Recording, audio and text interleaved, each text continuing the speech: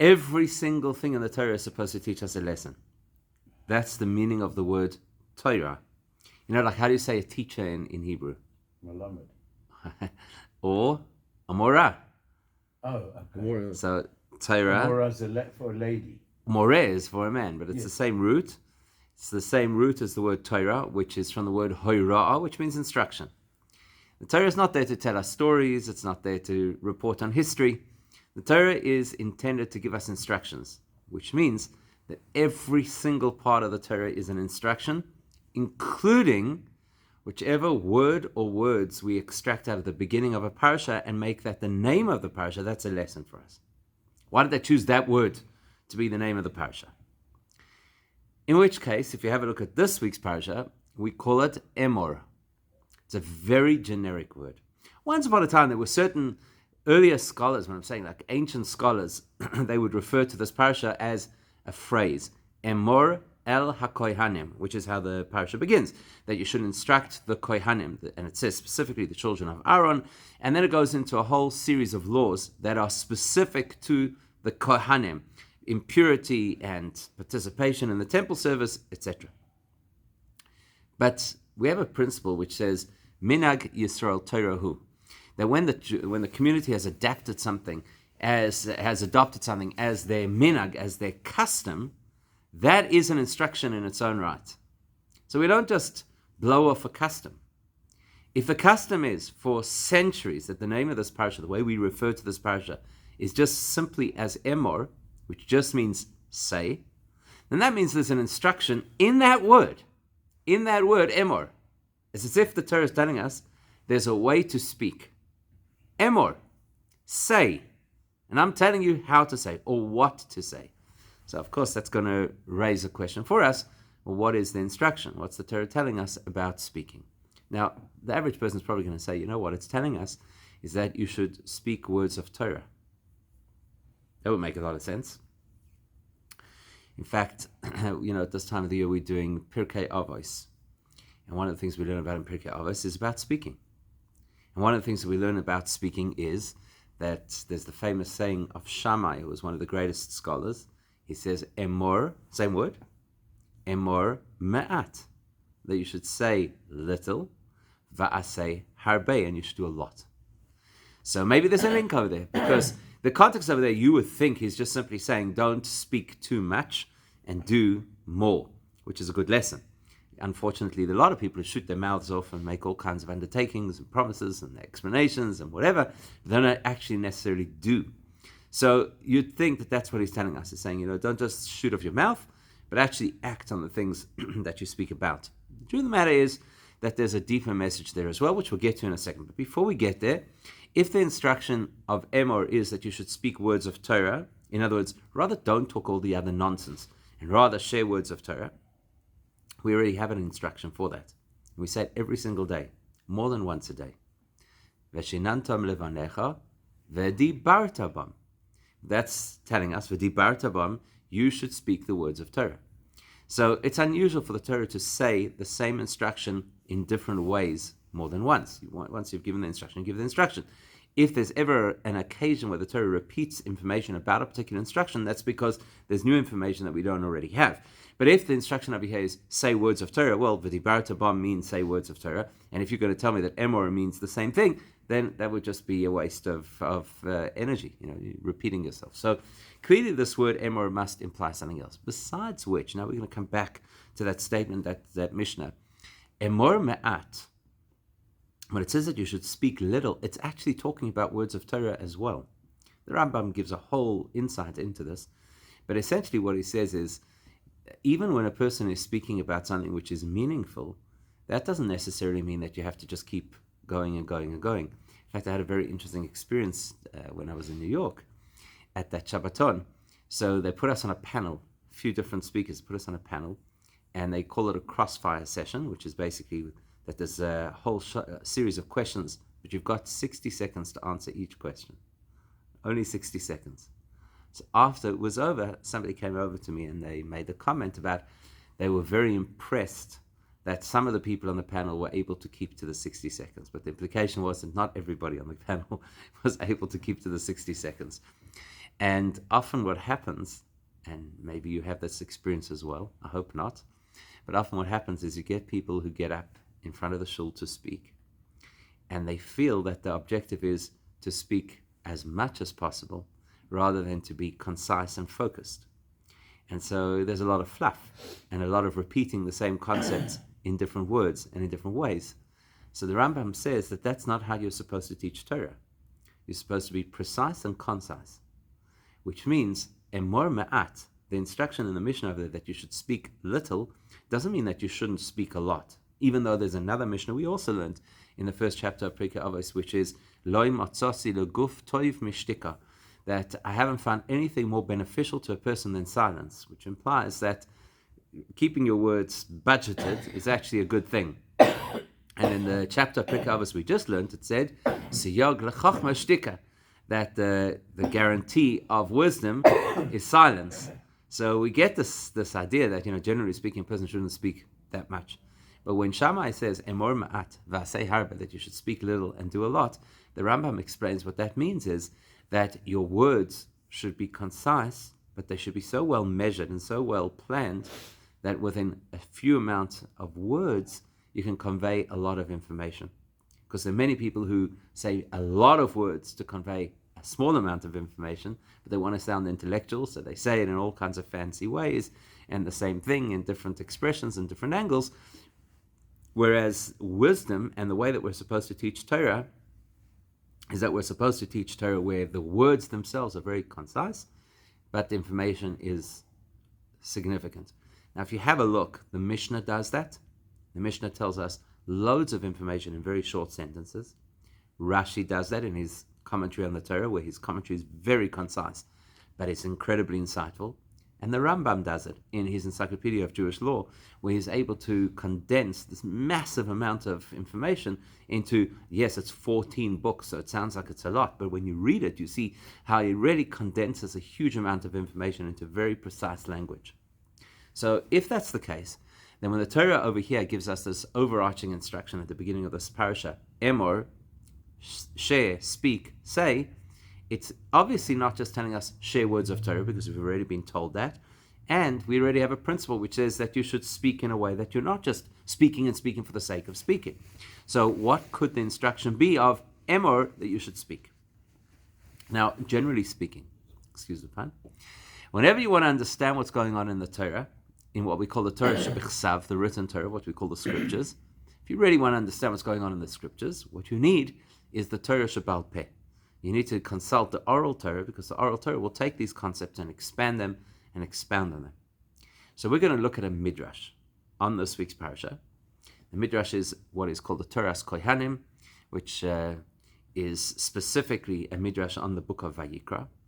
And the midrash quotes a verse from Tehillim, where it says, Imrois Hashem imroisav tohoros, that the words of Hashem are pure. Now, that doesn't surprise us. I mean, Hashem is pure, so you would anticipate that Hashem's words are also going to be pure. So what does it mean that the words of Hashem are pure? So Midrash goes into a fair amount of detail. And essentially what the Midrash tells us is that Hashem's words are pure, humans' words are not necessarily pure. And it gives an extremely relatable example. An example is a king arrives in a particular district, and he tells them, he takes a quick look around at how things are. The infrastructure is crumbling. Might sound a little familiar. And so the king arrives in this place and he says to them, I'm going to upgrade your infrastructure. And he gives them a whole series of promises. I'm going to pave your roads, and I'm going to upgrade the water delivery system, and I'm going to X and Y, like whatever it is, 4 or 5 things. Everybody's very excited. The next morning, they wake up. They're waiting to see the beginning of this whole upgrade project, and the king sleeps in. Which effectively the Midrash is saying is he doesn't deliver on his promises. Which of course tells you that 2,000 years ago they had the same problems with politicians that we have today. They get up and they give big flowery speeches about everything that they're going to do, and then they don't necessarily deliver. So the Midrash says that is the human problem. That's the human condition, is that people speak a lot and they don't necessarily deliver on what they speak, on what they say. Whereas Hashem imroisav tohoros, The word tahor, in addition to meaning pure, is sometimes also used to imply something that is complete. So when Hashem makes a verbal commitment, it's complete in the sense that whatever he says is going to happen. Now, the reason that that's relevant for us is the Midrash continues. And it says that we have a relationship with Hashem, which is a very unique relationship.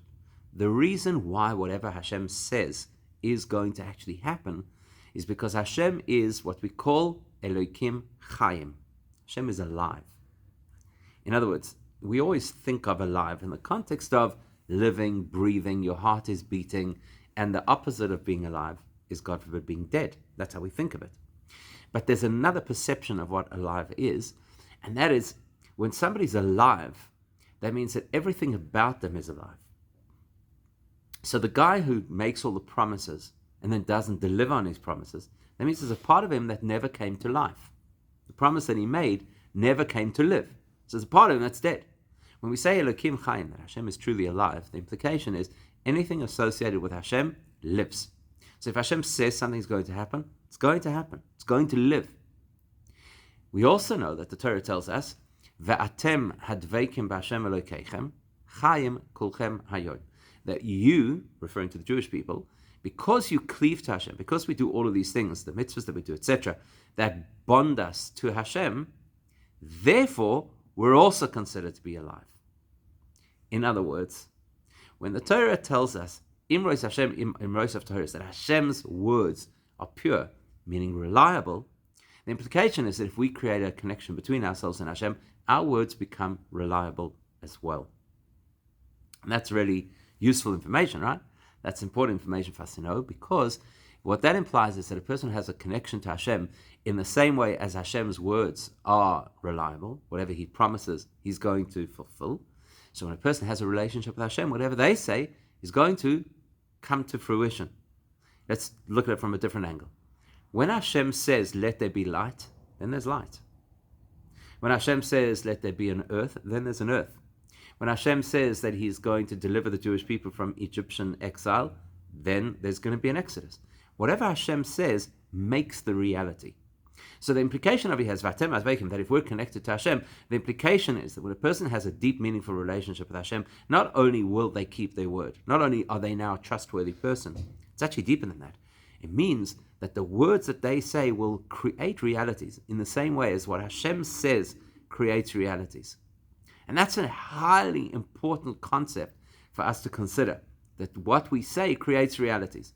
Now, that might be true of all of us to an extent, and it is certainly true of a tzaddik, because we know that the Gemara tells us that there's a principle that whatever a tzaddik says will come to fruition.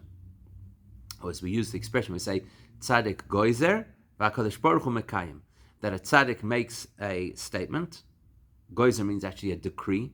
So in other words, he says something with some force, and Hashem fulfills the words of the tzaddik. So this principle that Hashem's words are so powerful and that Hashem's words are guaranteed to come to fruition, that spills over to us if we have a relationship with Hashem. And that's going to be the insight into what the Torah's instruction is over here, emor. Speak in a very specific way. Why? Because you've got to know that whatever you're going to say is going to make realities happen. And so therefore you've got to be careful what you say. Not only should you say words of Torah, which of course you should, but the reality is not every conversation is a Torah conversation. There are many other ways in which we engage verbally. And so this principle, understanding and appreciating that how we speak is going to generate realities, that will influence speaking as the Torah expects us to speak. So, how should we speak? Usually, if you want to understand what you should be doing, it's often a good idea to start with what you should not be doing. So remember, we've looked at this midrash that speaks about how Hashem's words are pure. The midrash continues with a very disturbing perspective on history. The disturbing perspective is that in the time of King David, it says that every little child was so well educated. When we say little child, we're talking about kids, probably 6 or 7 years old. They were so well educated that if you asked them a question on an area of Jewish law, they could give you 49 halachic perspectives for or against an item either being pure or impure, or permitted or forbidden, That's the incredible degree of knowledge that they had. They were overflowing with Torah knowledge. And those were the kids. And then, of course, it goes without saying that as people grew up, so they grew in their maturity and their dedication to their Judaism, etc. And yet the Gemara says, when King David's armies went to war, they lost soldiers. By comparison, not much later, but later in history, there was one of the idolatrous kings of Israel. And when his soldiers went to war, miraculously, nobody died. So the question is, this doesn't seem to make sense. Here you got King David, who's one of the greatest people in our history. And he cultivated a generation of people who were so invested in their Judaism that even their children were these encyclopedic geniuses of Torah knowledge. But they did not have the miraculous protection on the battlefield that a king who served idols had. So what's the difference between the two generations? And it's quite disturbing what the Midrash says. It says the difference was that even though the one generation served idols, they never spoke badly about each other. Whereas, despite the fact that in King David's generation, people were so invested in their Judaism, there was actually quite a lot of speaking negatively about each other, including speaking badly about King David. If you read in Tehillim, there are a number of occasions in Tehillim where King David speaks, about individuals who slandered him. There was this group of people called the Zifim who slandered him to King Saul.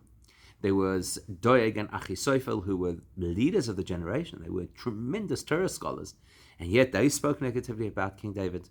So it was this endemic problem in a very religious, learned society that they were not speaking appropriately about each other.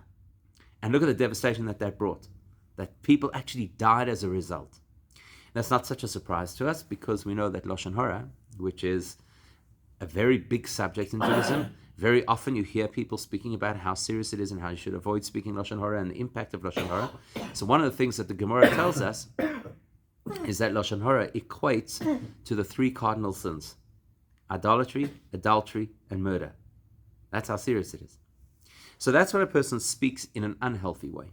That's toxic speech. Speaking negatively about people, spreading negative things about people, speaking in a way that's harmful to people. So if that's how you should not speak, then it implies that when the Torah tells us emor, that there's a way to speak, it's obviously not to speak negatively. And the truth is, it must be to the opposite extreme, that we've got to speak positively about other people. That's the implied message of here. That we have to speak positively about other people. Okay, so in addition to v'dibarta bam, that we have a requirement to speak words of Torah wherever we have and whenever we have the opportunity to speak Torah. In addition to that, the Torah here is telling us, emor, when we speak about other people, don't fall into the trap of speaking negatively, but rather try and be, as Hashem is, imroisov tahoros. Hashem speaks in a pure way, so the way that we speak to and about each other should be in a pure way. Now we're going to see this principle halachically quoted by the Rambam. Remember, the Rambam has his Encyclopedia of Jewish Law, so that's where you expect that you're going to find information that is relevant to how you should actually live your life. The Rambam is going to speak about this topic, but he's going to speak about it in two different chapters in the same section. So there's a section right at the beginning, the first book of the Rambam, which he calls Hilchos Deos, which is the laws of human conduct, or the attributes that a person should adopt. In chapter 5 of that section, he speaks about a very generic, very fundamental principle of Judaism, which is ve'ahavta l'reacha kamocha, that you have to love your fellow Jews yourself. And he goes into detail and he describes what that is and how you're supposed to behave. One of the things that he describes in the law of how you love your fellow Jew is that you should be, here's the expression, mesaper b'shivchoi. You should speak about somebody else's praise. In plain English, you should compliment other people. You should praise other people, whether it's to their face or whether it's behind their back. The way you speak about people should be complimentary. In law number 6, not chapter, so it's the chapter of Deos. In the next chapter, so that was chapter 5. In chapter 6, he talks about the conduct of a Talmid Chacham, of a Torah scholar. And it's very interesting because essentially what the Rambam says over there is that everybody can identify a Torah scholar based on their knowledge, but that's not good enough. you should be able to identify a Torah scholar based on their conduct. They should behave in a way that's different to everybody else. One of the things, so it goes through a whole list. There's actually 10 different areas that the Rambam says that the Torah scholar has to focus on to ensure that people look at him with respect and say, this is actually how a person should conduct themselves. So one of the things that he says over there is that the nature of a Talmud Chacham, of a Torah scholar, is that he speaks praise of his fellow Jew and never speaks about his failings or about his embarrassment, gnus, which is basically anything that's disparaging about the person. Okay, v'loi b'gnusoi klal. He never speaks at all about the negative, which raises now for us two questions to think about for tomorrow. Question number one is, why is this information presented in two different chapters? In other words, if in chapter 5, the Rambam already told us that every single one of us has to speak praise of our fellow Jew, then why in the next chapter, when he's speaking about a Torah scholar who's the model citizen, does he have to say the same thing again? Well, if you and I have to speak well of everybody, surely the Torah scholar has to speak well of everybody. Question 2 is, who do you think is more likely to speak disparagingly about a fellow Jew? You and I, or the Torah scholar? Most likely us. So how come when the Rambam speaks about the ordinary person, he doesn't include the warning and never speak negatively? Yet when it comes to the Torah scholar, who's this model citizen, who's living at such a high level, he's the one who has to be warned and don't ever speak negatively about a fellow Jew. Those two questions we'll have to pick up tomorrow.